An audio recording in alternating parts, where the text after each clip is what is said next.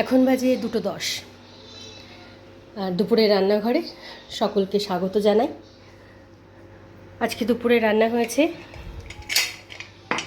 সব রকম সবজি, একটু বাদাম দিয়ে মুগের ডালের নিরামিষ খিচুড়ি।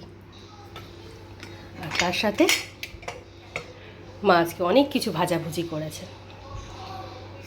উচ্ছে ভাজা, বেগুনি, কাঁকরোল ভাজা, ধনেপাতার বড়া, ফুলকপি আর আলুর পকোড়া, আর তুলতুলের জন্য একটু বেগুন ভাজা হয়েছিল, ওখান থেকে এই একটা বেগুন রয়ে গেছে।